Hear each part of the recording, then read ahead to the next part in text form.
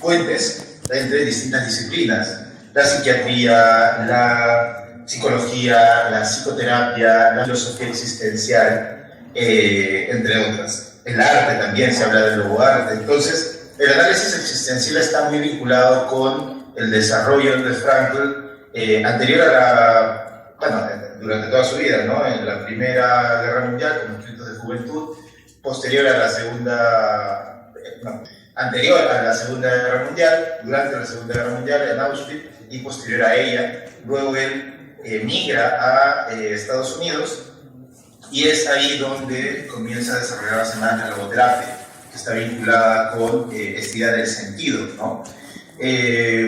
Fue más difundida, fue más popular esta idea del sentido de vida en Estados Unidos, porque no era un tema, el tema existencial, la muerte, la incertidumbre, la impermanencia, la otredad, entre otros temas, tan atractivo para los estadounidenses, porque no habían vivido los estragos de la guerra, ¿no? De la Segunda Guerra Mundial.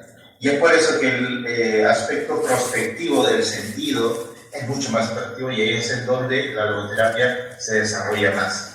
Este enfoque es un enfoque muy especial, porque es uno de los enfoques más desarrollados, tanto teóricos como de manera práctica, vinculado con la filosofía existencial. Entonces, lo que vamos a hacer ahora es hacer un pequeño recuento en donde voy a explicar 10 puntos, que son los 10 puntos que consideramos son los aportes tanto de la logoterapia como de otros enfoques humanistas, que son los que tendríamos que tener en cuenta para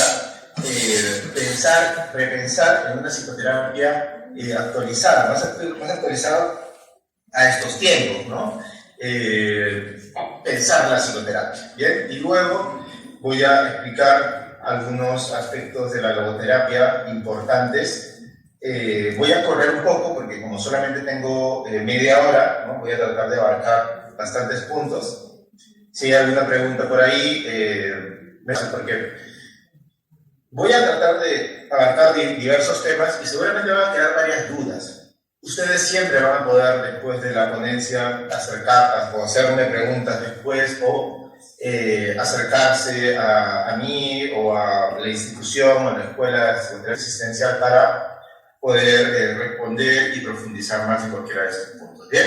Entonces, la logoterapia, o sea, los fundamentos principales que nosotros consideramos que tienen que tenerse en cuenta para que la psicoterapia sea una psicoterapia más actualizada, los aportes que puede dar el humanismo, tanto la logoterapia, para que se pueda repensar la psicoterapia, es, en principio, la mirada holística. La logoterapia tiene como foco importante la visión antropológica, una visión completa del ser humano como un ser biopsicosocio-espiritual. Lo biológico es algo que sabemos se encarga la medicina. Sabemos que la mayoría de estudios psicoterapéuticos en el siglo XX pues, han nacido de médicos, psiquiatras, que han trabajado en principio aspectos físicos, ¿no? Somáticos, y luego han ido derivando a la exploración del mundo psíquico. Ese es el otro mundo, el mundo psíquico. Luego está el mundo social, que se trabaja bastante de la perspectiva sistémica, de la perspectiva relacional. Y por otro lado, el aspecto espiritual, que es justamente el aporte, el otro puente que genera Frankl con un mundo súper importante, ¿no? Sobre todo en estos momentos límite. Hablo de la Segunda Guerra Mundial, Auschwitz, el sentir que no hay una esperanza en la vida, y además también cómo cada uno vivió en este aspecto, el aspecto espiritual.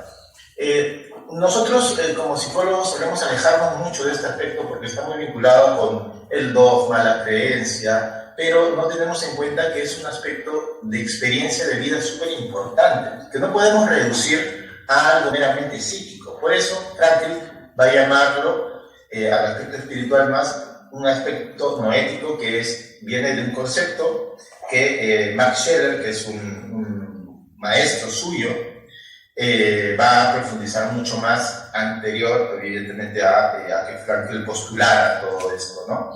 Entonces, ¿para qué? Para tratar de desvincularlo con el dogma religioso, digamos, las creencias religiosas, y centrarnos en cómo cada uno va viviendo este aspecto. Obviamente, si uno quiere profundizar en este aspecto, pues esta pregunta está muy relacionada a la voluntad, a los valores, al aspecto más trascendente, ¿no? O sea, trascendente en la vida. Frankl va a llamar también a este aspecto espiritual, ese aspecto noético, ese núcleo sano, ese aspecto que nunca enferma y que, digamos, en la psicoterapia que él plantea va a buscar que vayamos poco a poco, el paciente vaya conectándose con este aspecto del ser más profundo, ¿no? Más allá de los aspectos psíquicos que son bastante atendidos en otros enfoques psicoterapéuticos.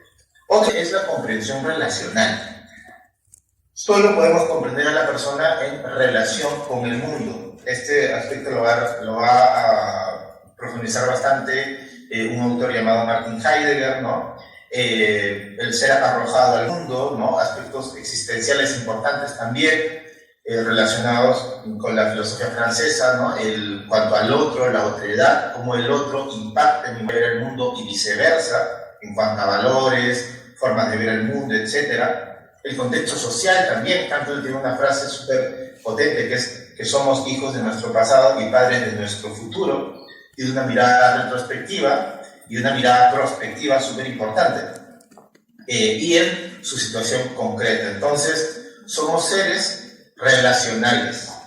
La psicoterapia en muchos sentidos se divide en dos, ¿no? Bueno, hay muchas formas de subdividir la psicoterapia, ¿no? Por enfoques, por tiempos, ¿no? Épocas, pero también se puede ver desde la diferencia entre las perspectivas relacionales e intrapsíquicas. Las intrapsíquicas están centradas en la experiencia personal de cada uno, cómo cada uno vive lo que le sucede, y las relacionales, el enfoque sistémico, por ejemplo, es un enfoque relacional, existe el psicoanálisis relacional, etc. La Gestalt relacional, por ejemplo, o la Gestalt intrapsíquica, la llamada también Gestalt clásica, tienen esta particularidad, ¿no?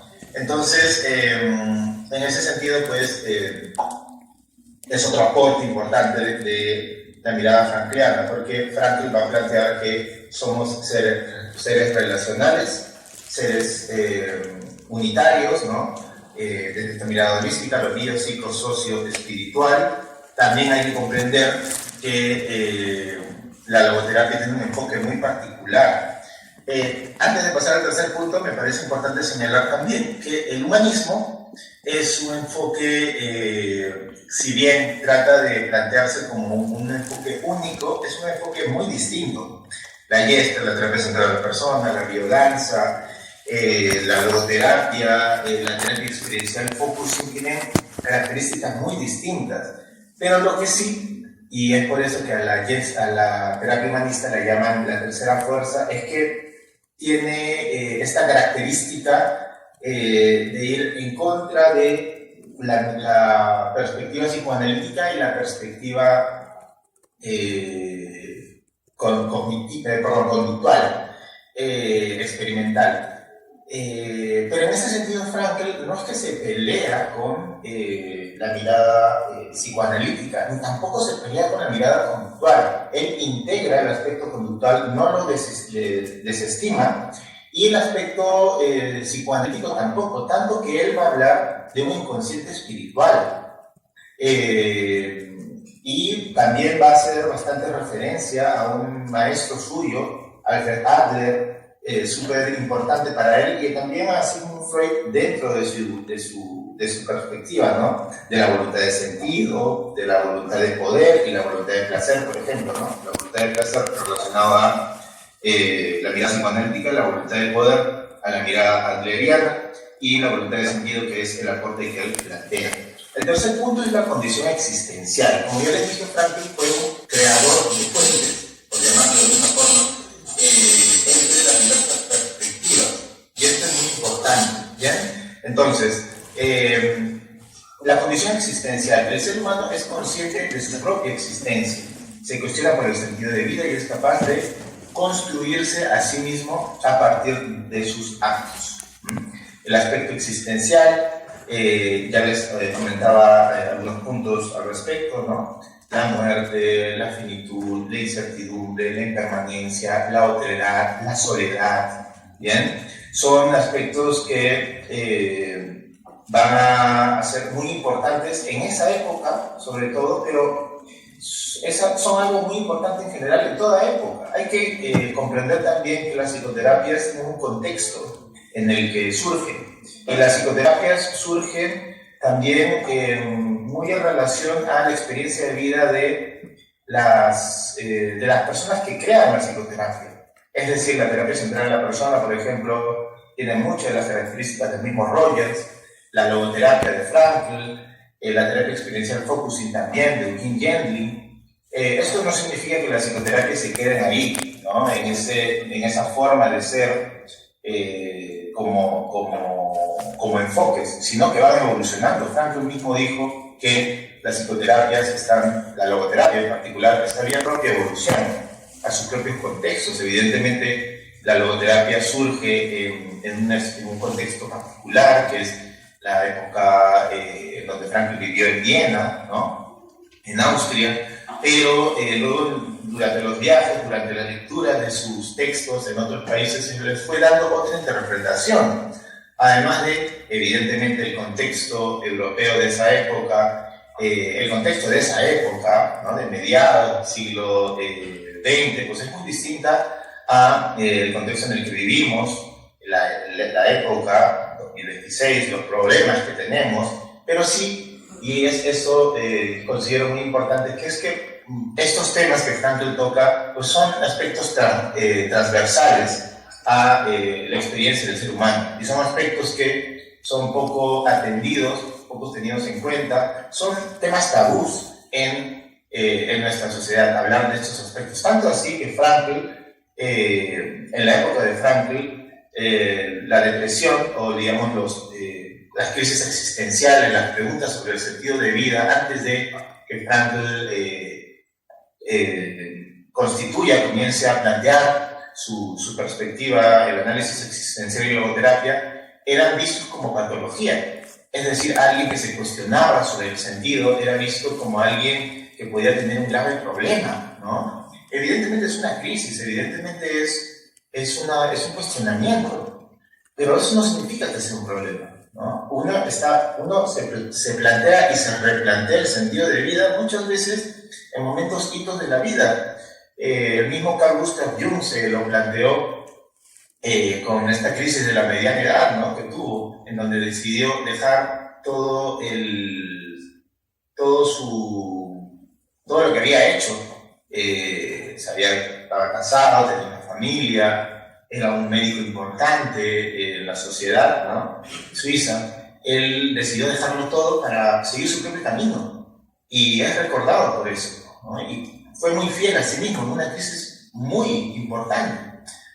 Otro aspecto importante también de Viktor Frankl es el trabajo que tuvo con la población suicida, ¿no? Otro tema muy tabú en la sociedad de esa época y en esta sociedad también, ¿no? Otro punto importante es la confianza en el consultante. Todas las personas poseen los recursos necesarios para su comprensión, sanación y desarrollo. El terapeuta es solo un facilitador para la activación de estos recursos. Este aspecto es un aspecto transversal en las perspectivas humanistas. Hay una confianza en el paciente, en lo que puede hacer, en la perspectiva, en la sabiduría del paciente. Esto también lo va a profundizar bastante Carl Rogers, que luego va a haber una ponencia sobre él, que va a ser muy interesante, que va a hacer Gianfranco Ramoni. Pero este punto es vital, ¿no? La confianza en el consultante, en lo que el consultante puede llegar a ser, ¿no? El cuarto punto es el énfasis en el potencial humano.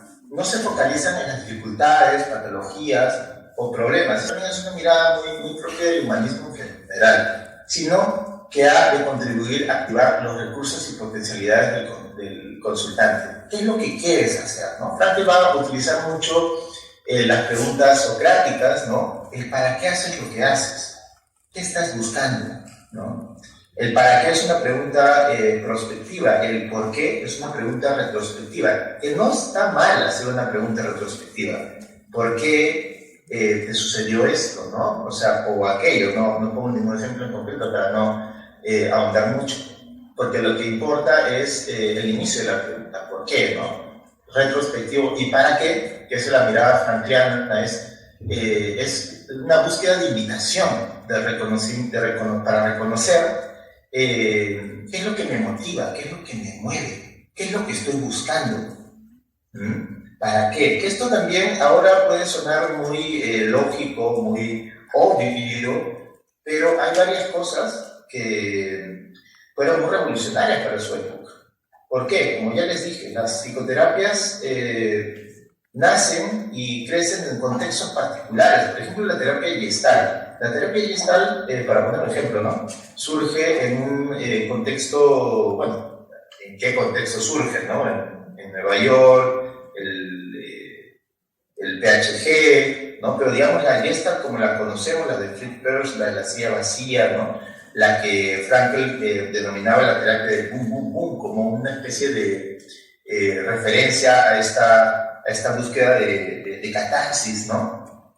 Esta psicoterapia surge en una época del hipismo, ¿no? Una época en donde había una revolución cultural muy fuerte. Entonces, para poner un ejemplo, ¿no? La logoterapia surge en un contexto de crisis, un contexto de mucho sufrimiento, ¿no? Un contexto en donde había mucha violencia, muchas muertes. Entonces había un interés importante en ese sentido en confiar en un futuro, confiar en que las cosas iban a cambiar, ¿no? Frankl explora mucho esto en el libro El hombre en búsqueda de sentido, ¿no? Un libro súper famoso. Qué bien que sea muy famoso, porque en este libro pues explora mucho sobre esta búsqueda de generar justamente en encontrar un sentido de para qué sigo viviendo mi día a día si no sé si las personas que quiero están o no dentro de este mundo, ¿no? No sé si voy a terminar bien, sí. Para no entrar en detalles, ¿no? Porque definitivamente es un momento de la historia muy, muy duro, ¿no? Pero hay muchas reflexiones. Para quienes no hayan leído el libro, les recomiendo bastante darle una leída. El punto es ahí, centrarse en la experiencia. Atendemos el conjunto de contenidos psíquicos, ¿no? Lo cognitivo, como ya les dije, lo cognitivo y lo conductual, no es que Frankl se haya peleado, pues, análisis conductual, para él era muy importante. Él buscó integrar, él buscó crear puentes en diversas disciplinas. Ahora, hay disciplinas que son más difíciles que crear puentes y otras pues más fácil, ¿no? Pero para él, bueno, era importante centrarse en la experiencia, en lo que le sucedía al paciente in situ. Otra parte de allí también, como herencia, el psicoanálisis era muy retrospectivo, muy centrado en la asociación libre, el talking cure, ¿no? La palabra que cura. El terapeuta tenía muy poca intervención, el paciente hablaba mucho. Y eso, claro, puede tener mucha relevancia, ¿no? Puede ser muy curativo. Pero digamos, la logoterapia, el análisis existencial de la logoterapia plantea algo distinto, ¿no? Centrarnos en la experiencia de la persona, en lo que le sucede, mismo como en la terapia experiencial focusing, por ejemplo, ¿no? Centrarse en el cuerpo.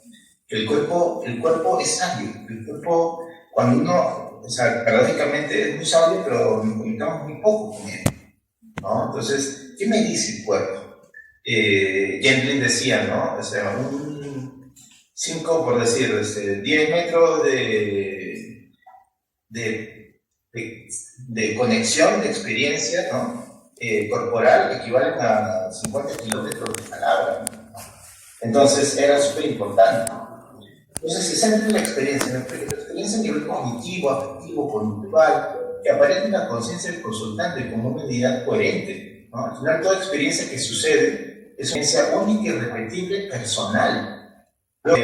Gianfranco también va a hablar sobre la fenomenología, que es un concepto súper importante, pero digamos es una experiencia única y una experiencia a la que el paciente tiene que acceder poco a poco, ¿no? Y nosotros como terapeutas tenemos que también ser muy conscientes de nuestras limitaciones y sobre la comprensión de lo que le pasa al paciente y la importancia de hacer un acompañamiento. O sea, nosotros acompañamos la experiencia, ¿no? No somos gente que le decimos al paciente qué hacer. El uso del método fenomenológico. Como ya les dije, que Franco va a profundizar mucho más en eso.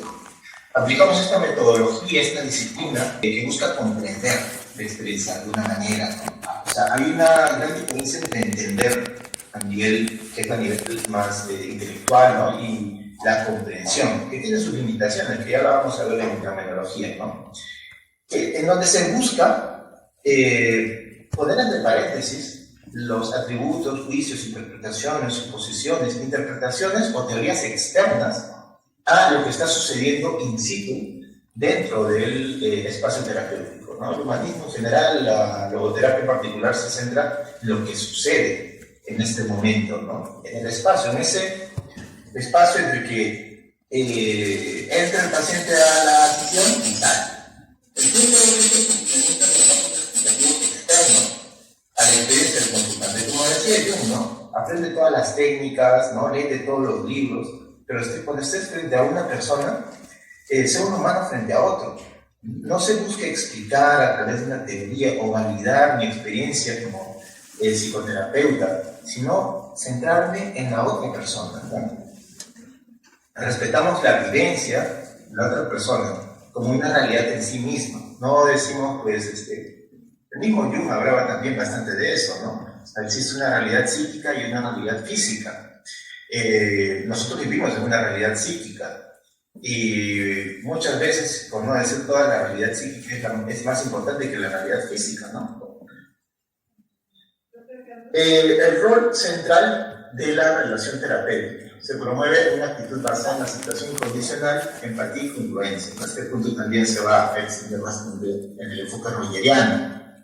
El punto 10, y me parece uno de los puntos más importantes, creo que quede claro, y bueno, nadie me dejará mentirme, el trabajo personal en el propio terapeuta es lo más importante. Entonces muchas veces lo dejamos de lado, ¿no? Y suponemos que porque estudiamos psicología o tenemos una formación psicoterapéutica, estamos exentos, ¿no? a esto. Pues, esto es un llamado a la coherencia, ¿no? Nos vamos a dedicar a la psicoterapia. Es importante por lo menos destinarle una hora a la semana a nuestro propio trabajo personal. Desde el enfoque puede ser logoterapia, puede ser gestal, cualquiera, pero digamos dedicarle a esto una vez a la semana, una hora, sostenidamente, ¿no? No decir, pues, ¿y cuándo fue la última vez que yo hice terapia? Sí, llevé 2 años de terapia, hace 10 años, es muy común.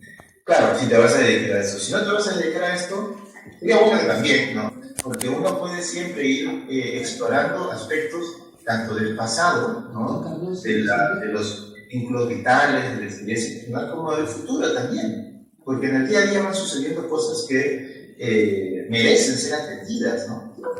Y muchas veces también dejamos de lado el trabajo personal por miedo, ¿no? O porque creemos que porque ya tuvimos una formación basta y sobra eso, ¿no? Un punto importante acá es que para formarse en un enfoque, cual sea que sea, es que tenemos que formarnos, ¿sí? Tenemos que leer, tenemos que llevar terapia desde ahí, tenemos que dar terapia y recibir terapia desde ahí, y si podemos formar también, o sea, dar clases sobre ese enfoque para reforzar lo aprendido, bienvenido también. Sí. Perfecto. Bien, entonces, lo que es que los hemos muteado porque se escucha un eco, entonces quedan 5 minutos. Vamos a hablar sobre algunos conceptos importantes de la logoterapia, ¿no? Un concepto importante es la reflexión metaclínica. Frankl hacía una referencia justamente a repensar la psicoterapia, ¿no? ¿Cuál es el concepto que manejamos nosotros de salud, de enfermedad, de consciente, de inconsciente? No repetir como paporreta lo que nos dicen los profesores, qué es la voluntad, qué es el sentido, ¿no? Dante decía esto, decía lo otro. Es una invitación importante.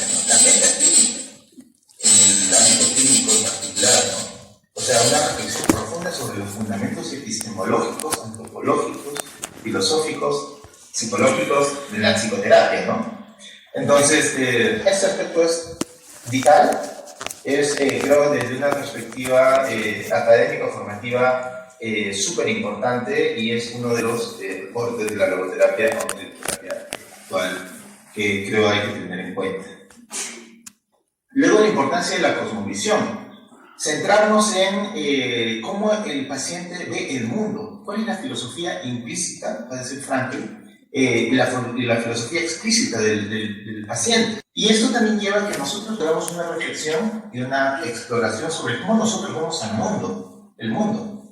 A mí me gusta decir siempre que la psicoterapia, o sea, en el día a día nosotros solemos vincularnos con personas que tengan más o menos los mismos formas de pensar que nosotros tenemos. Es decir, elegimos con quién vincularnos y pues hay las personas que no cosmovisionan la forma de ver el mundo conmigo, pues no nos junto con ellas. En psicoterapia, no, pues, entre comillas, en psicoterapia nosotros vamos a vincularnos con personas que tengan valores muy distintos a los nuestros. Formas de pensar a nivel ideológico, a nivel religioso, a nivel de valores fundamentales, ¿no? Yo puedo creer en algo, puedo decir que lo otro está muy mal, ¿no? Y van a llegarme pacientes que piensen distintos a mí. Entonces, ¿qué hago yo?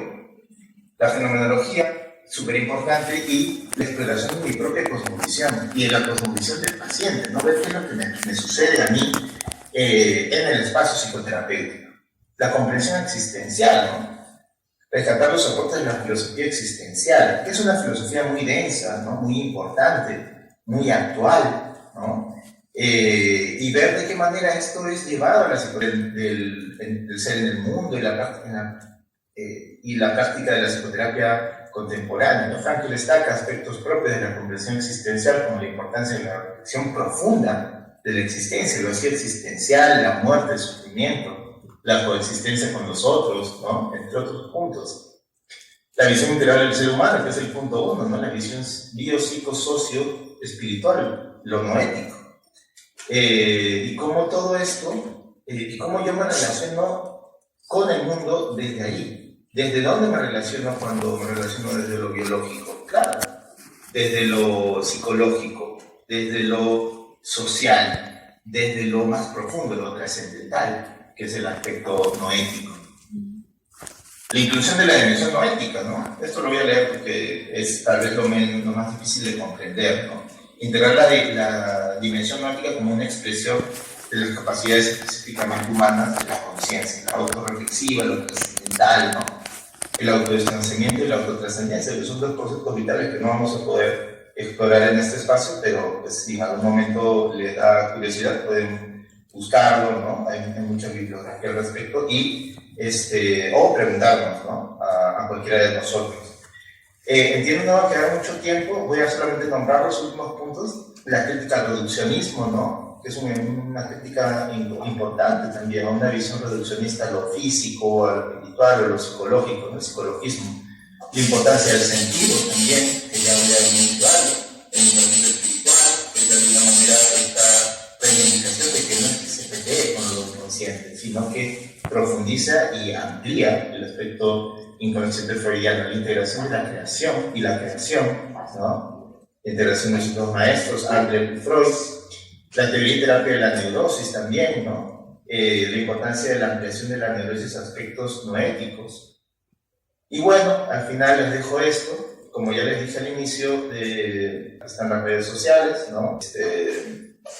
Pueden seguirnos en Instagram, en Facebook, ese es también mi Instagram personal, ¿no? Psicoterapeuta Carlos Chávez Ruiz, y ahí les dejo el QR también, cuando las fotos si quieren, para que puedan seguirme, ¿no? Seguirme bueno, a mí y a la Escuela de Psicoterapia Existencial. Entiendo, ya pasaron los 5 minutos, muchas gracias. Voy a poner para poder escucharlos. Muchas gracias. ¿Ya estamos? Sí, muchas gracias a usted, doctor Carlos Chávez, por su destacada participación y por brindarnos tópicos importantes acerca de la logoterapia y el análisis existencial y sobre su aplicabilidad en la psicoterapia actual. Ahora pasamos a un breve espacio para preguntas y comentarios del público. Por este lado, por favor. Aquí. Muchísimas gracias por su ponencia. Gracias. Sí, justamente en la lectura del libro de Viktor Frankl, me llamó la atención uno de los capítulos que se mencionaba el análisis de la vida provisional, en el que las personas, o en el campo de concentración, por ejemplo, se preguntaban mucho por el tiempo. Asimismo, otra de las temáticas es la libertad interior, en el que hablaba de la persona encuentra esa libertad o esa intensificación, la libertad interior que va elevando al hombre hacia por encima de, pues, por así decirlo, de un propósito, ¿no? En ese sentido, la pregunta es cómo hacer o cómo poder trabajar esa parte en pacientes o personas que están en esa búsqueda de su sentido, en esa búsqueda de un propósito, pero hacerles saber que esa búsqueda es saludable, pero también posiblemente se esté yendo a algo disfuncional, es decir, una búsqueda del sentido obsesivo, que a pesar de tener valores morales o ser consciente de ellos, siga estando en ese vacío. Gracias. Claro, te refieres a que si esta persona, voy a ver, o sea, claro, es una pregunta súper interesante la que estás haciendo, porque es, claro, es importante justamente centrarse en la búsqueda del sentido personal, de conocer qué es lo que me mueve, qué es lo que me motiva, pero por otro lado, claro, ¿qué pasa cuando uno cae en una obsesión y deja de lado otros aspectos importantes en la vida por este fin último? Es importante justamente, cada caso es diferente, cada caso es muy particular, cada caso conllevaría pues una profundización muy particular. Pero creo que es importante, justamente con esta visión integral del ser humano, buscamos que la persona se haga cargo en todo aspecto de su vida. Entonces, por ejemplo, una persona que tenga demasiado deja de lado la familia, deja de lado la pareja, deja de lado su propio cuerpo, ¿no? Deja de atender el aspecto biológico o el aspecto social, ¿no? Hay un problema, ¿no? Y evidentemente es importante hacérselo notar. Ahora, no basta con que nosotros se lo vamos a notar, porque no es lo que yo le digo, es cómo voy ayudando a la persona a que se vaya dando cuenta de esto que está dejando de lado. Claro, uno puede caer en una obsesión profunda, pero es importante que esto es por acompañamiento, ¿no? Preguntarle a la persona, ¿y cómo te sientes haciendo esto, ¿no? ¿Y cómo te sientes dejando de lado este otro aspecto importante que puede ser, voy a poner cualquier caso, ¿no? Mi pareja. Estoy tan obsesionado por este aspecto de mi vida profesional, estoy dejando ese aspecto de pareja que tiene un valor importante para mí. Un aspecto súper importante de la logoterapia son los aspectos de los valores. Cuando hablamos de los valores, no hablamos de los valores morales, sino hablamos de lo que uno considera valioso, ¿no? ¿Qué es lo valioso para mí? ¿Qué es lo importante para mí? No lo estoy entendiendo, ¿no? ¿Cuál es el sentido de vida que tengo y qué tan flexible soy para también modificar este sentido de vida? Cuando hablamos de sentido, hablamos de una palabra que tiene dos acepciones, ¿no? El sentido en cuanto a la dirección y el sentido en cuanto a lo que me hace sentir, ¿no? Que me hace sentido, lo que me genera un sentir importante. Entonces la dirección es, voy a estrellar, pero realmente, ¿cómo me estoy sintiendo ahora? ¿Me estoy sintiendo mal? ¿Me estoy sintiendo bien en este camino para conseguir este sentido, ¿no? A largo plazo. ¿Qué tanto yo me flexibilizo para poder cambiar? Para poder decir, bueno, esto puede ser muy importante para mí, pero en este momento de mi vida puede que no sea tan importante. Por ejemplo, y antes de terminar, ¿no? Tengo un paciente, justo que acabo de atender, que él tiene como objetivo de vida de tener una familia, de tener un trabajo, una empresa que quiere montar, pero en este momento tiene la madre que se le está muriendo porque tiene un cáncer nivel 4. Y hemos ido revisando desde la primera lección su historia de vida, y hay muchos temas en la infancia, un padre que era, él lo califica como muy, alguien que manipulaba, y la madre, una madre sobreprotectora y mucha culpa de eso, y así entrar en detalles. Entonces, en este momento de la vida, de su vida, es centrarse en lo que está viviendo ahora. Está perdiendo a la madre, de pronto ya no está. Entonces, la priorización, por responder algo que le queda claro.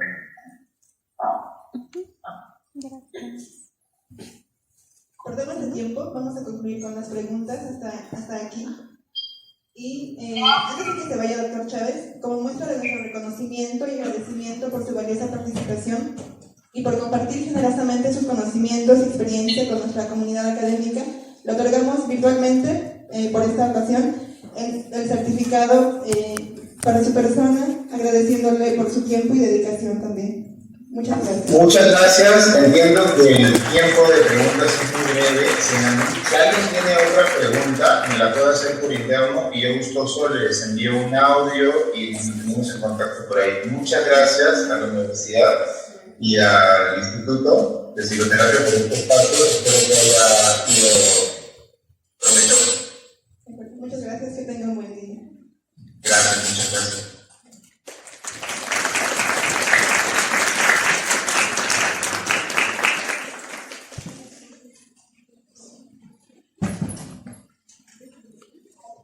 Continuando con nuestro programa académico, pasamos a nuestra segunda ponencia de la tarde, una ponencia internacional titulada Abordajes mixtas y existenciales en las adicciones, que será impartida por Jorge Camus Chávez, quien nos acompaña desde el país vecino de Chile.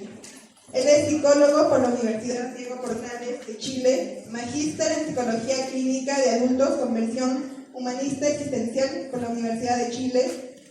Cuenta además con diplomados en Psicoterapia Humanista Existencial, Arteterapia y Docencia Universitaria. Es docente de Psicología Humanista Existencial en la Universidad Diego Portales, Universidad del Desarrollo, Universidad Finis Terrae y la Universidad Gabriela Mistral. Además, es profesor invitado del Diplomado en Psicoterapia Humanista Existencial de la Universidad de Chile y miembro del Comité Directivo de la Asociación Latinoamericana de Psicoterapia Existencial, ALPE, Delegación Argentina. Le damos la más cordial bienvenida e invitamos al doctor Jorge Camus Chávez a dar inicio a su presentación.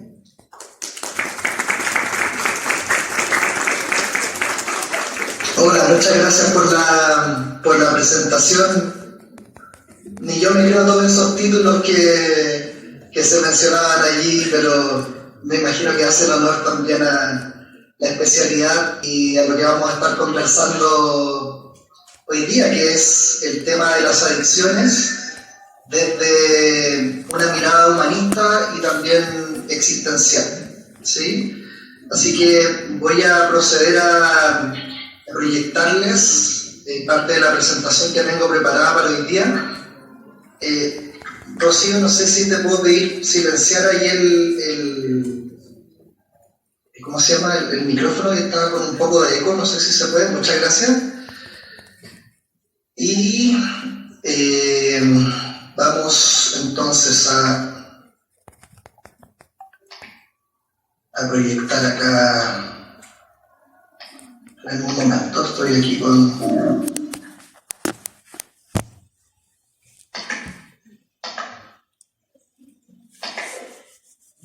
abordajes. Ahí está. Me avisan por favor si es que se está viendo bien. Me parece que ya se puede ver. Súper, muchas gracias. Bueno, también agradecer allí a la presentación de Carlos y esa introducción hacia la logoterapia, el análisis existencial. Qué bueno que se pueda saber mucho más acerca de esta perspectiva que en algunos momentos ha quedado un poco desplazada por corrientes que son un poco más populares, más efectivistas también en el marco sobre todo de los programas estatales, de los planes sanitarios que pueden existir, y digamos no en detrimento de esas otras corrientes como pueden ser las cognitivas conductuales o las sistémicas, pero también poder recuperar una parte más humana, vincular, y todos los aportes que puede tener también esta perspectiva humanista y existencial, ¿ya? En este caso mirada desde el fenómeno de las adicciones, o como vamos a ver más adelante, ya de las dependencias problemáticas, ¿sí? Porque la palabra adicción, el concepto, es un concepto que está muy asociado a las corrientes biomédicas, ¿sí? Y en ese sentido podemos tener una mirada un poco crítica, ¿sí?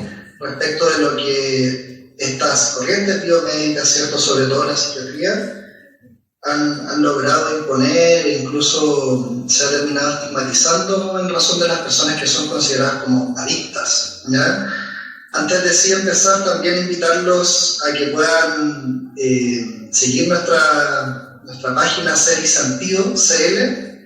Allí está el código QR, al final también se los voy a presentar. Es una página que manejamos junto con una doctora también en terapia existencial, y donde hablamos acerca de distintos temas, dentro de esos también estos, ahí por si necesitan contacto en el futuro o encontrar información sobre eso. Nosotros estamos totalmente abiertos a poder ayudarles y a seguir conversando. De eso se trata la psicología, tanto comunidad científica también, ¿sí?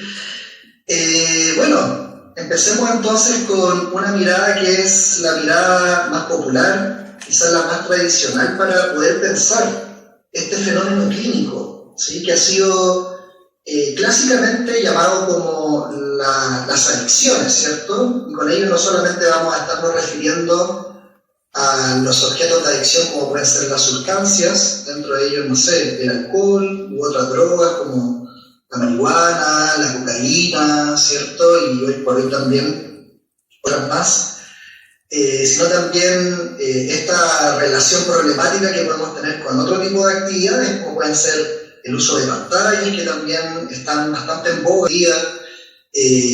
A propósito del uso de pantallas, la adicción o la dependencia a los videojuegos, a la pornografía, ¿cierto? Ahora que los casinos también se han ido digitalizando, también la adicción a las apuestas, ¿ya? Son cuestiones que son bastante presentes en nuestro día a día, ¿sí? Y esta definición que ustedes están viendo en pantalla es, si no, la que siempre terminamos asociando al concepto, ¿sí? La adicción parece ser una patología que se aborda de forma psiquiátrica, que además es crónica, ¿sí? En el sentido de que una vez que alguien es adicto, no deja de serlo hasta el final de sus días, y que además, a propósito de que es psiquiátrica, debe ser tratada de forma exclusiva a través de fármacos y con modelos tradicionales como son el de la abstinencia, ya que en este caso también la psicología conductual o las psicologías cognitivas conductuales son las llamadas a poder trabajar en torno a la mantención de esta distancia, de este contacto cero que tenemos que tener con el objeto de la adicción una vez que estemos en un plan de tratamiento, ¿sí? Y hasta allí puede parecernos bastante normal escuchar de esta manera, ¿sí? Pero tiene algunas consecuencias que son sociales, que son culturales, pero sobre todo que son personales, que son individuales para los distintos individuos que buscan tratar con este problema. Estas etiquetas, de esta forma de relacionarse, por ejemplo, el terapeuta con el consultante, ¿ya? Va adoptando una posición que se vuelve más bien pasiva, ¿sí? Como si la de un enfermo, en todas sus letras, digamos, tratara, ¿sí? Recordemos que el lexema griego, del cual etimológicamente podemos entender la palabra patología, es la palabra patos, ¿sí? Y la palabra patos, que significa de forma más directa sufrimiento, también se utiliza, digamos, en otros conceptos que actualmente estilan dentro de la clínica psicológica, como por ejemplo el concepto de paciente, ¿sí? Y con ello también la mirada crítica que uno puede tener respecto a ese concepto es acerca de la pasividad con la que padece el sufrimiento una persona, ¿sí? Como si el eje de control, el eje de regulación estuviese externalizado, estuviese afuera, más que pudiese apropiarlo con agencia la misma persona, ¿sí? Lo que estoy intentando decir con esto es que aquí la adicción es casi como, entendía casi como un meteorito que deja un desastre y con el cual no podemos hacer nada, ¿cierto? Más que generar algunos mecanismos o dinámicas externas que nos ayuden a contener esta situación problemática, ¿sí? Entonces, como les venía diciendo recién, ¿cierto? El abordaje más tradicional ha sido el biomédico, sobre todo por su efectividad. Ya entendamos que poder entregar pastillas, poder también modelar conductualmente a las personas, las puede devolver rápidamente hacia la funcionalidad que pierden. Y es algo totalmente corroborado, ¿cierto? La funcionalidad que pierden las personas que tienen algún problema de dependencia problemática o de consumo problemático, alguna sustancia, ¿sí? Entonces, considerando que las adicciones también se han vuelto a nivel epidemiológico un problema sanitario global, ¿ya? Y en conjunto con ello también todo el mercado que supone, ¿sí? Aquí solamente para detenerme desde el narcotráfico hasta los fármacos también que se distribuyen legalmente y las otras actividades de las cuales estábamos hablando al principio, considerando que es un problema estatal, ¿sí? y del cual los gobiernos están llamados a hacerse cargo, los sistemas biomédicos y también basados en la abstinencia parecen ser más efectivos para poder devolver la funcionalidad de las personas.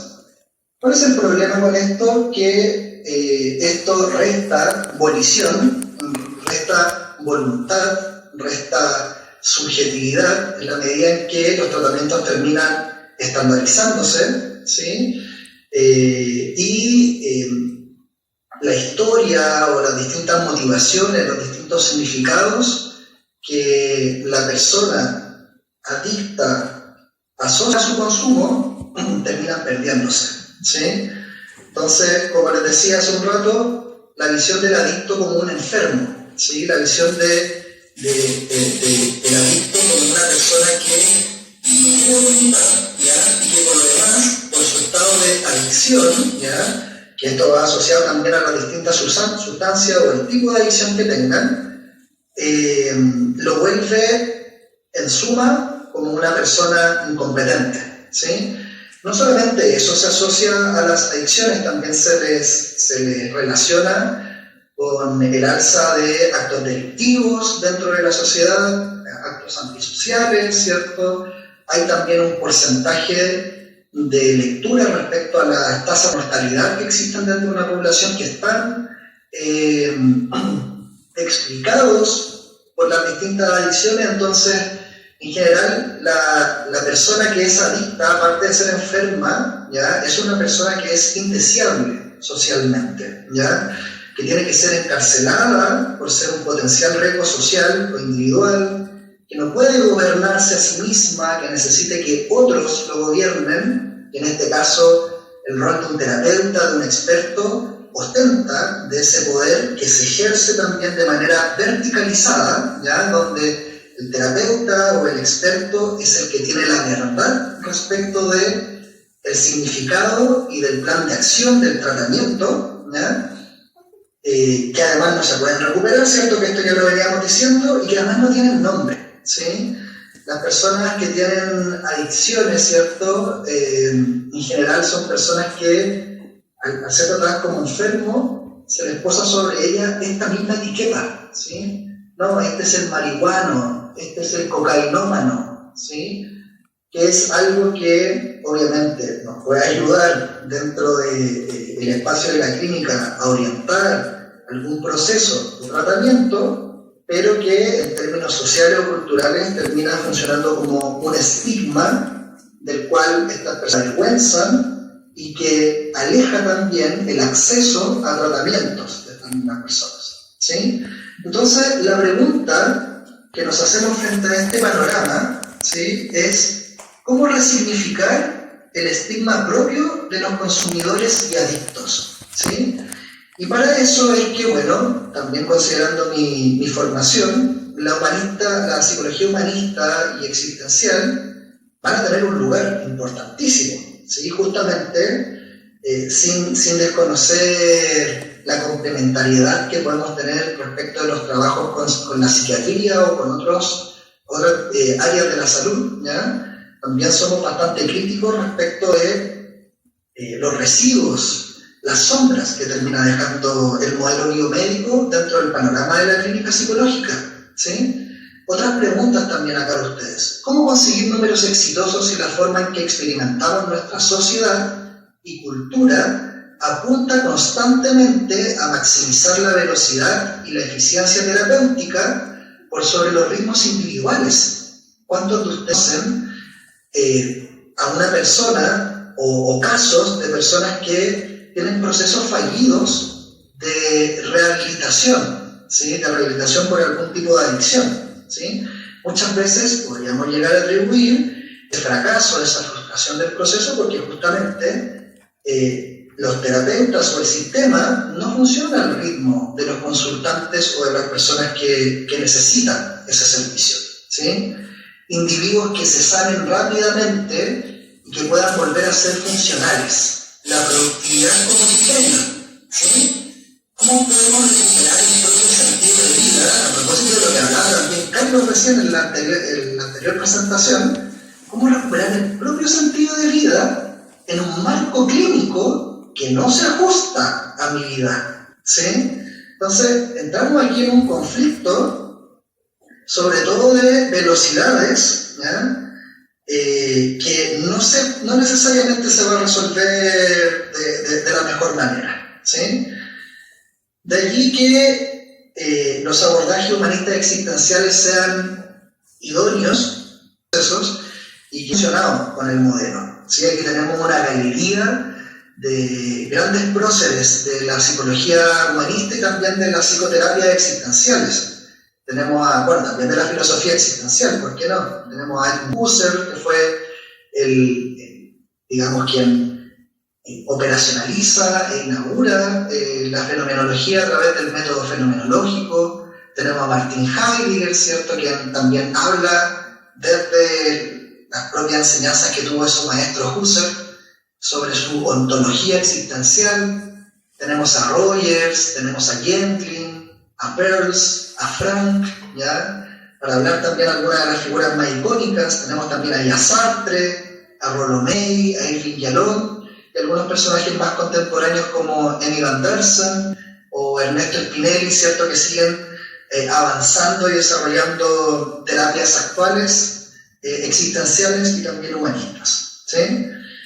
De ellas podemos recoger esta característica tan especial, ¿sí?, que tienen los abordajes humanistas existenciales, que es un acercamiento fenomenológico, ¿cierto? Nos basamos en una epistemología que intenta ir hacia las cosas mismas, que más que ser una epistemología interpretativa, se transforma en una epistemología o en una aproximación descriptiva, y que por lo mismo es respetuosa, es inclusiva, no hace juicios de valor, ¿sí?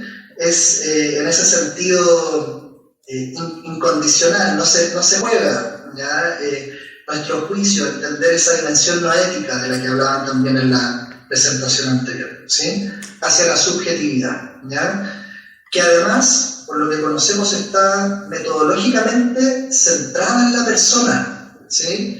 Centrada en el otro. No es lo que yo digo como terapeuta lo que vamos a hacer exclusivamente. La última palabra no está de forma necesaria en lo que diga el terapeuta. Es un espacio, es una relación que está co-construida, ¿sí? Y en ese sentido es inclusiva porque le da espacio al consultante para que pueda tener un lugar protagónico dentro de todo esto, ¿sí? Además de tener también una actitud que es comprensiva, que es empática, que es incondicional, en algunos casos, no siempre, ¿ya? Pero que versa sobre estos principios, ¿sí? Y que no se va a focalizar exclusivamente en las conductas, ¿ya? sino que va a explorar significados, motivaciones, actitud de responsabilidad, de conciencia, presencia en el aquí y ahora, límites, y en este caso en específico, respecto del consumo o la relación problemática que puede llegar a tener con otra sociedad u otra actividad, ¿sí? El filósofo Martin Buber hablaba de dos formas de relacionarnos con el mundo: el yo-ello y el yo-tú, ¿sí? El yo-ello estaba caracterizado por ser una manera utilitarista de relacionarnos con el mundo, y que es una forma bastante común, ¿sí? No tenemos que despreciarla simplemente porque sea utilitarista, ¿ya? Es bastante común. Necesitamos de los otros, necesitamos que el otro también pueda transformarse en un medio para un fin, ¿sí? Para un fin propio, digamos. En cambio, la relación yo-tú, en comparación con la yo-ello, no se relaciona con un objeto, ¿sí? Sino que se relaciona con el otro como un otro, ¿sí? Respetando la otredad, ¿sí? Esa singularidad que tiene el otro. No lo que yo quiero que tú seas, no es lo que yo pienso como terapeuta que tú eres, sino lo que tú me muestras, ¿ya? Lo que tú expresas en esa emergencia de ser un ser humano en el momento presente, y que yo en esta disposición fenomenológica logro captar tal cual es, ¿sí? Entonces, la idea justamente de esta presentación es mostrar una visión de las adicciones donde pasamos de una visión yo-ello, donde yo veo al otro como un adicto, como una etiqueta, ¿sí? Como una enfermedad, hacia una visión donde yo veo al otro en tanto otro, el otro como persona. El adicto es persona, ¿sí? Y bueno, aquí algunas preguntas también respecto de un modelo que se opone a la abstinencia, que es la reducción de daños, ¿sí?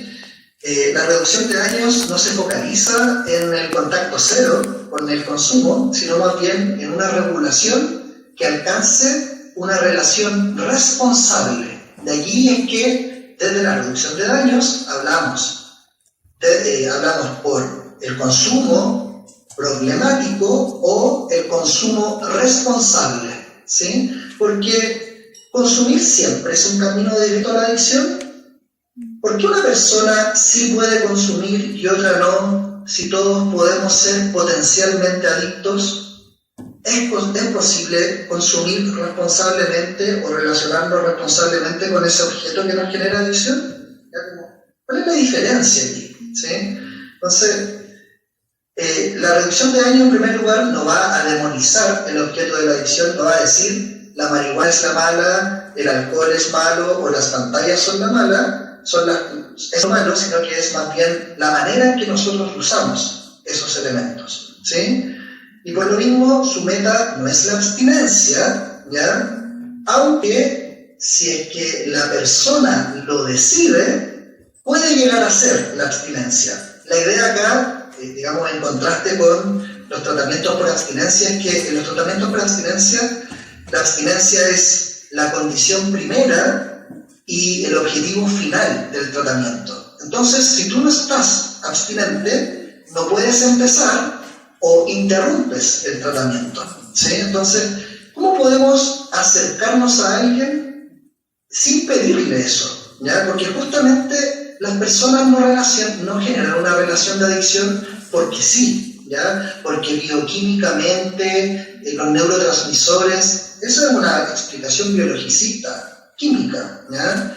Nosotros construimos relaciones afectivas porque tenemos un significado, para algo nos ayuda esa sustancia o ese objeto de la adicción. Es el abuso, es la recursividad de ese objeto de la adicción lo que se vuelve problemático. Pero en sí mismo no podemos decir que el alcohol es un problema. Hay estudios que dicen que el alcohol incluso tiene efectos positivos dentro del organismo, ¿ya? Dentro del envejecimiento, la oxigenación, etc. Entonces, por allí va un poco esto. Y la reducción de daños se centra en reducir las consecuencias negativas del consumo, más que negar la relación con el consumo, ¿ya? ¿Por qué?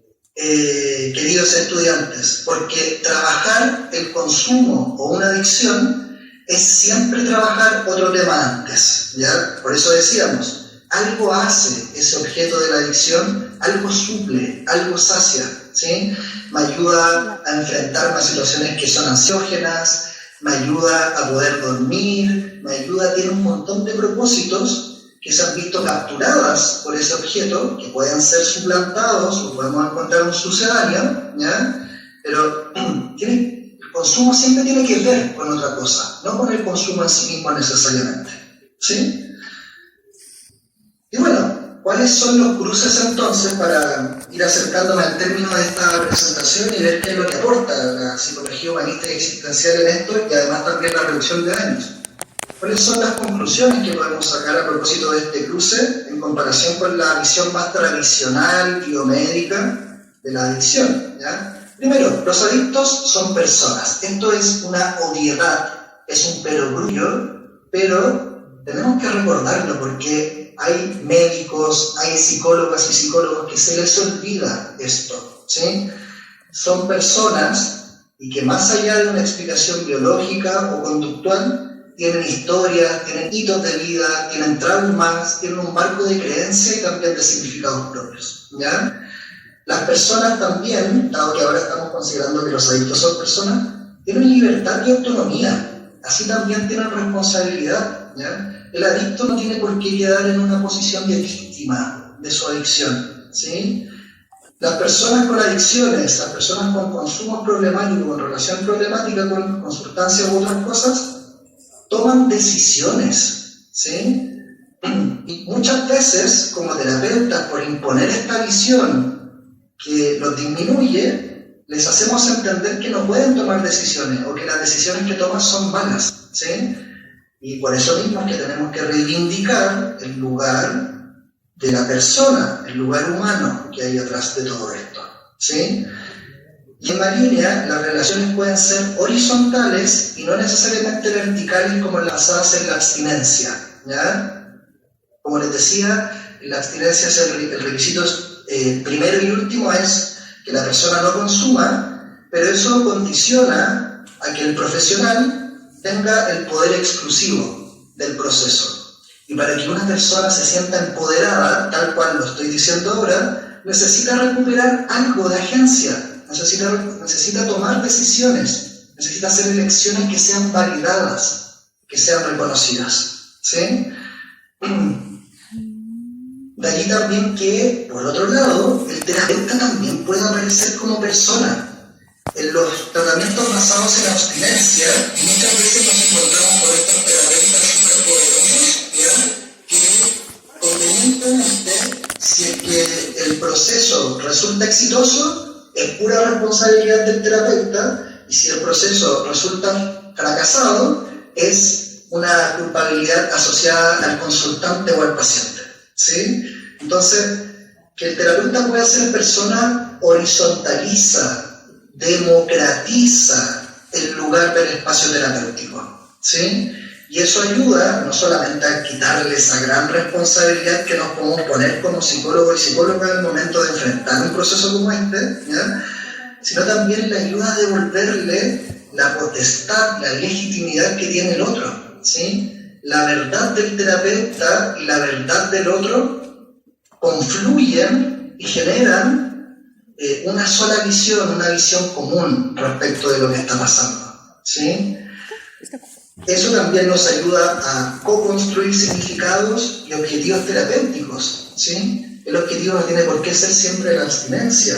Muchas veces podemos explorar otros objetivos antes de. La abstinencia puede ser un objetivo demasiado grande para personas que tienen consumos problemáticos de décadas, de años, ¿sí? Es prácticamente pedirles que terminen una relación de pareja de la noche a la mañana. ¿Ya? Y como decíamos hace un rato, nos relacionamos afectivamente con nuestras adicciones, ¿sí? Y por lo mismo, dejarlas también implica un duelo, ¿ya? Y para poder hacer un buen duelo tenemos que tener un espacio comprensivo, contenedor, cariñoso, ¿sí? Incondicional. La emergencia de sentidos que no sean problemáticos también es algo que va a suceder acá. Las sustancias no solamente son cosas malas, o las adicciones no solamente son experiencias malas, ¿ya? También tienen algo de positivo. Como decíamos, por algo la persona se empezó a relacionar también con esa actividad, con esa sustancia de esa manera, ¿sí? Esta actitud, porque es una actitud, esto no es una herramienta o un instrumento o es una técnica clínica, no es eso, es una actitud, es una disposición, una forma de aproximarnos vincularmente al otro, ¿ya? Esta actitud también toma algunos tópicos que están relacionados con la filosofía existencial, con la psicoterapia existencial, ¿ya? Es cuestión de ir a vernos, por ejemplo, algunos manuales o libros de Efrén Martínez, ¿ya? Un representante colombiano que habla mucho de esto desde la logoterapia, ¿sí? Y van a encontrarnos con que el consumo tiene sentidos o surge en torno a vacíos existenciales. En el consumo se juega la libertad y la responsabilidad, y también fenómenos relacionados con la finitud, con los límites, con la muerte incluso, ¿ya?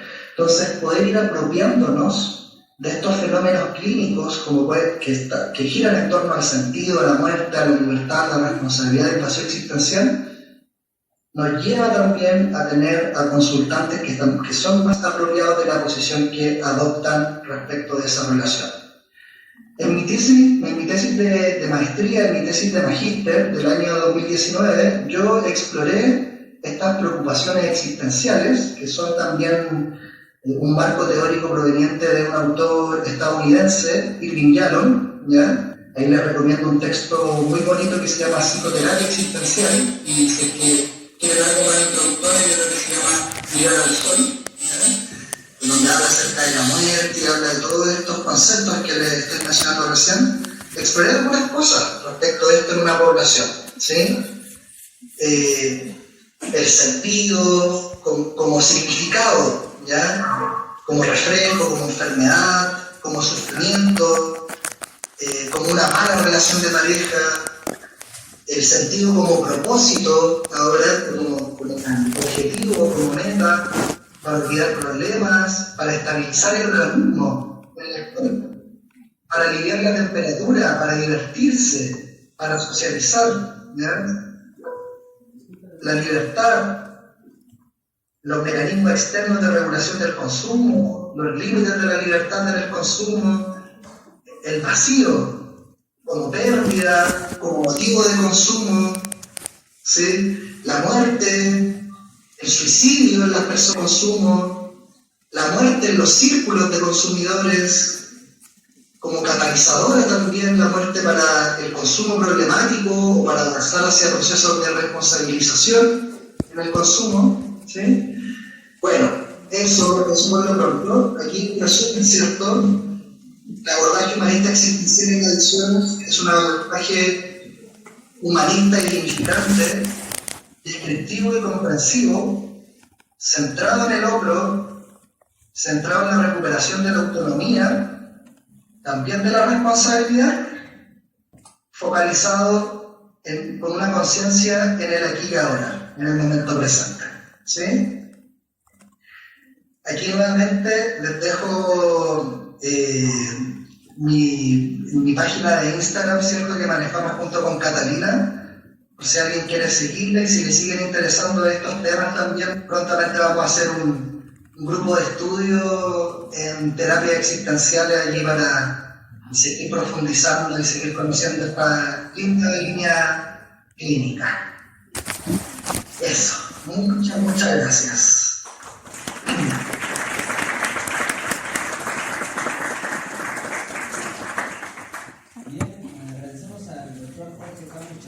Y vamos a abrir un breve espacio para las preguntas, así que quien desee participar se le va a otorgar el micrófono.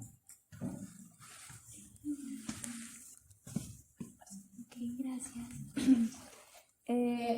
Bueno, muchas gracias Jorge Camus por su ponencia, ha sido muy interesante, muy informativo y justo por ello también me surgió la duda de, en una sociedad como la nuestra, en donde se fomenta el aburrimiento, la apatía, en sí, que todo vaya muy rápido y que se nos den recompensas inmediatas, ¿es posible una recuperación sostenible en las personas que son adictas sin un cambio radical en cómo ellos se relacionan con su propia cultura? Esa es la gran pregunta, es una gran pregunta, ¿cierto? Porque nos habla de si es que las personas van a poder de forma autónoma y con agencia sostener los distintos resultados del proceso. Entonces, yo diría que sí. Esta etiqueta respecto de la adicción, ¿sí? Si bien nuestra sociedad es una sociedad demandante en términos de ritmos, de exigencias, etc., siempre podemos encontrar un espacio para poder relacionarnos con nosotros mismos, ¿ya? Ahora, esto no solamente depende de una persona, ¿sí? Esto no es solamente el que nosotros podamos reunir la voluntad suficiente, la energía suficiente para poder realizar un cambio. Como muchos de los cambios que ocurren dentro del marco de la psicología clínica, ocurren porque son sostenidos por redes, ¿sí? Ahora, la relación que uno pueda llegar a ver con la red va a ser importante, de eso se trataba también esta presentación. ¿Me sirve tener una red que sea impositiva, autoritaria, constantemente estructurante? ¿O necesito un poco más de comprensión, de libertad, ¿sí? Un poco más de flexibilidad para poder realizar este proceso, ¿sí? Y allí uno puede entender esas redes como instituciones que trabajan con esta temática, ¿sí? Digamos, centros de rehabilitación o centros ambulatorios también de tratamiento para personas con problemas con consumo problemático u otro tipo de adicciones, pero también pensar en la familia, en la pareja, ¿ya? Este tratamiento siempre funciona de una forma muy sistémica, ¿ya? Y me voy a corregir con esto último. No es un tratamiento, es un acompañamiento, ¿sí? Nosotros vamos a la par con el consultante, ¿sí? Nos dejamos guiar también por él, ¿ya? Para que nos pueda mostrar cuál es el camino en que le hace más sentido ir recuperando esa relación consigo mismo en la medida en que también cambia la relación que tiene con esa adicción o con esa relación problemática. Pero sí, es posible. Quizás más lento, ¿ya? Pero es posible. Gracias. Muchas gracias.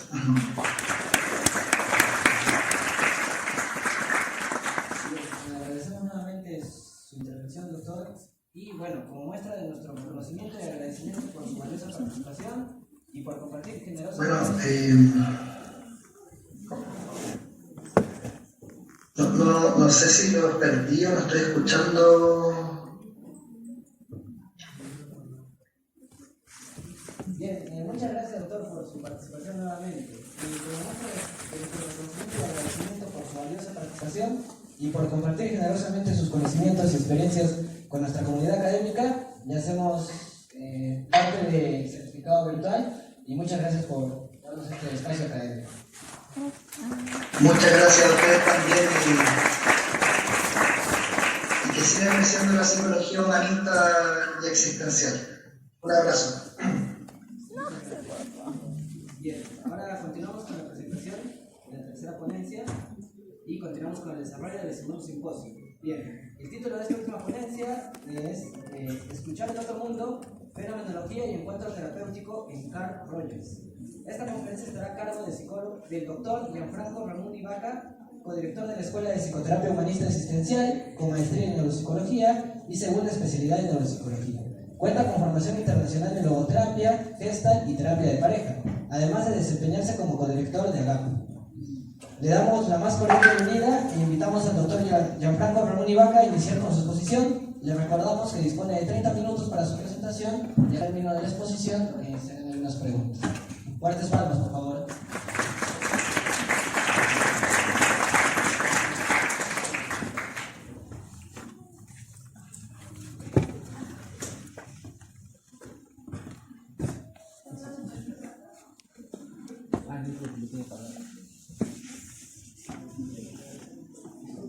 Doctor, se encuentra apagado.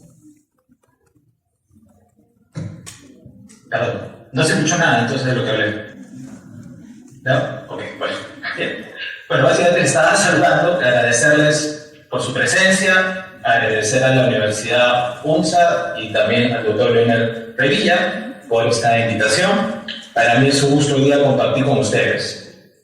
¿Se está escuchando un eco? De repente se apaga el micro del auditorio para bajar. Gracias. Les comentaba que en la vida he conocido distintas ciudades. Hay unas ciudades que uno visita y otras que dejan algún tipo de huella. Y para mí Arequipa es una ciudad que ha dejado huella.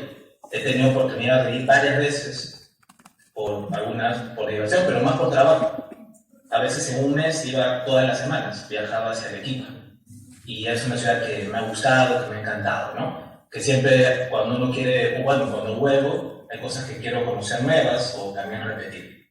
Así que para mí es un gusto estar, de forma virtual. Esperemos que de repente en algún momento pueda estar también presencialmente, ya que siempre aprovecho de conocer la ciudad y las encantos que tienen desde lo gastronómico y la ciudad en sí.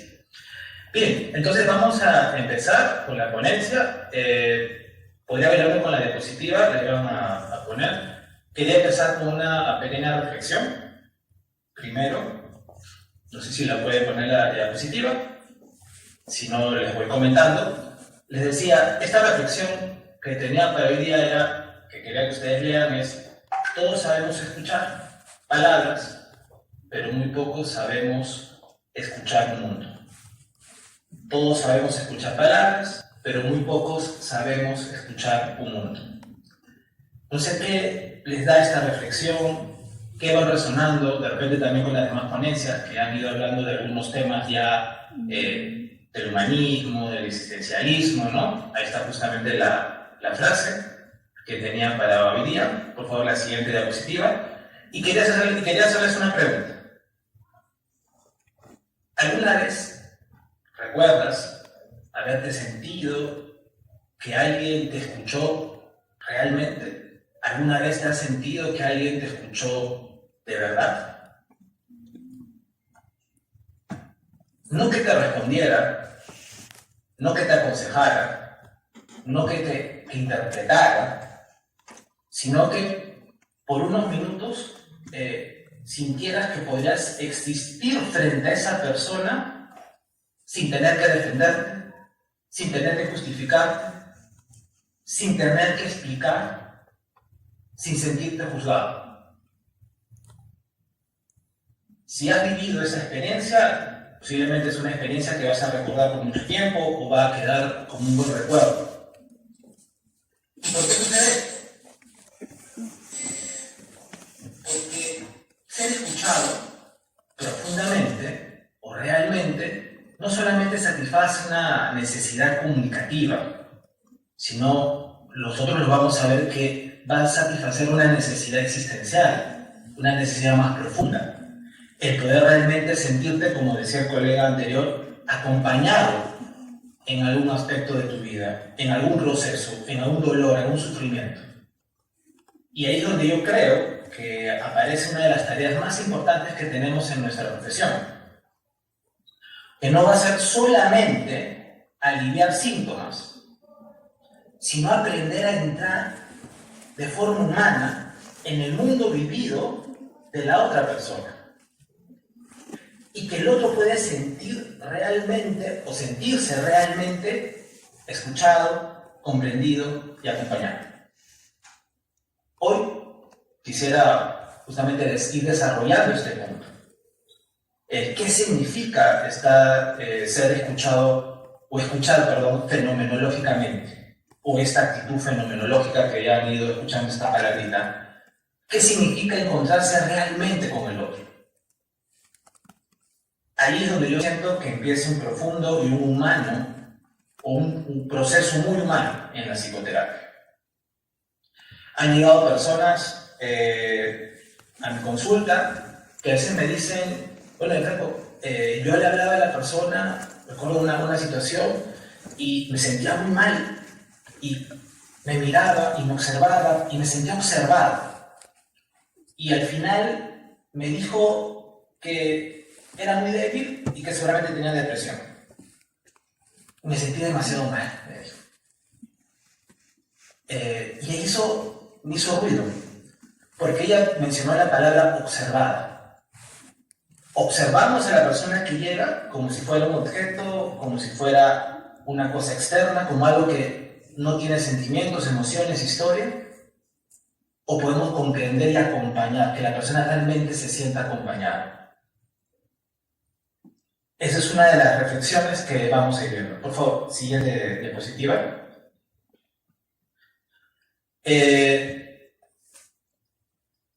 Escuchar el mundo significa acercarse, vamos a ver, lo voy a reformular, desde la fenomenología, que ya también lo habló el colega pasado, significa acercarse, con una definición muy rápida, a los fenómenos sin imponer inmediatamente explicaciones, teorías o interpretaciones externas, sino intentando de comprender cómo algo es vivido por quien lo experimenta. No vamos a buscar solamente explicar, sino comprender el significado de la experiencia humana, de aquello que la persona trae. Hay una frase que utilizaba mucho a veces en el modelo, en el enfoque centrado de la persona, desde Carl Rogers. ¿Qué le pasa a la persona con lo que le pasa? ¿Qué le pasa a la persona con lo que le pasa? Dos personas pueden decirte que tienen miedo, y desde una mirada de repente muy rápida, tradicional, podríamos buscar una causa o ver cómo lo tratamos, traducir si fuera un síntoma. ¿Es ansiedad? ¿Es un trauma? ¿Es un aprendizaje? ¿Qué es? ¿Cómo lo tratamos? La fenomenología preguntaría primero cómo se siente ese miedo en tu cuerpo, cuándo aparece, qué significa para ti, cómo sabe cuando aparece este miedo, qué amenazas percibes. Porque el miedo no solamente va a ser una reacción fisiológica o un estado de repente psicológico, es una manera también particular de estar en el mundo, de cómo relacionarme. Ahí vemos un concepto importante que propone la fenomenología, que viene de Husserl. Husserl era matemático, filósofo, pero él hablaba de la intencionalidad y que toda conciencia es conciencia en algo. Siempre estamos dirigidos hacia algo. No sentimos simplemente tristeza, sentimos tristeza por algo. Entonces, nuevamente, les decía, ¿no? Esta persona, como un ejemplo, no siente tristeza, y una persona, la primera persona puede decir, estoy triste porque perdí mi trabajo. La otra persona puede decir, estoy triste porque siento que ya no valgo. La emoción, la sensación, la idea puede ser la misma, pero el significado personal o existencial es diferente.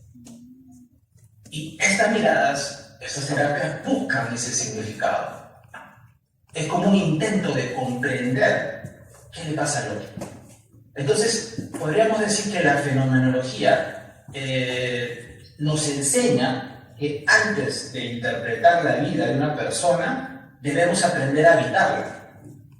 El terapeuta no debe comenzar preguntando de repente qué le ocurre o algo, sino cómo es este mundo que el otro vive.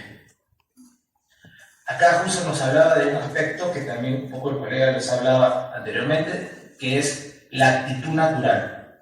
Es esa actitud que tenemos todos, que es constantemente. Vamos a ponerlo en palabras sencillas. Es cuando viene tu amiga y te dice, amiga, me volvieron a sacar la vuelta, y tú le dices, ay, siempre tú, ¿no? Ay, siempre lo mismo. Y rápidamente hacemos una crítica o un comentario. O te digo, mira, amiga, lo que tienes que hacer es vengarte, ¿no? Le das su consejo, ¿no? O amiga, lo que tienes que hacer es... y le damos el consejo. Que no tiene una mala intención de repente, pero es de nuestra experiencia. Es sin haber escuchado y comprendido realmente cuál es la vivencia de la persona. ¿Cuál es esa intencionalidad que tiene esa persona de regresar de repente constantemente con esta persona que le hace daño, que de repente, bueno, no sé si dice esta palabra, pero lo un poco coloquial, maldito, ¿no? No sé, por poner una etiqueta, ¿no? Entonces, es esa actitud natural que tenemos de suponer, de anticipar, de sacar nuestras teorías. Y eso pasa constantemente. Y no es algo a eliminar, sino la fenomenología es lo que te invita a reconocer tu actitud para que puedas, voy a utilizar esta palabra para que se entienda, aplicar o acompañar mejor el proceso terapéutico. Porque eso también te pasa en terapia. Si una persona te habla del aborto, de repente está frente a tus valores o tus ideales. Si te habla de infidelidad, si te habla de violencia, ¿qué haces? De repente la persona te dice, sí, yo estaba ahí tranquilo, este ejercicio así yo lo pongo en clase, ¿no? Con los alumnos, ¿no? Estoy tranquilo. Bueno, ahorita lo un poco rápido porque nos va a dar el tiempo, pero viene el tratante, el paciente dice, sí, doctor, lo que me pasa es que mi papá me llama la atención, él siempre se mete en mis cosas, siempre me está explicando, pero yo no aguanté, respiré y me la y mi mamá vino y me dijo, se metió. Entonces, cuando hablamos con los alumnos, ¿cuál es tu actitud natural? Algunos pensarán que es un violento, algunos pensarán que el papá se lo merecía, algunos dirán, me da miedo esa persona, algunos dirán, pobrecito, ¿cuánto sufre? Cada uno tiene una experiencia distinta. Bien, bueno, vamos a ir avanzando, porque si no es bueno, la siguiente diapositiva, por favor. Espero que se pueda entender, como no hay una de evolución, pero vamos avanzando. Entonces, hablábamos, ¿no? Que cuando una persona, un consultante, un paciente, llega al consultorio, suele traer hechos.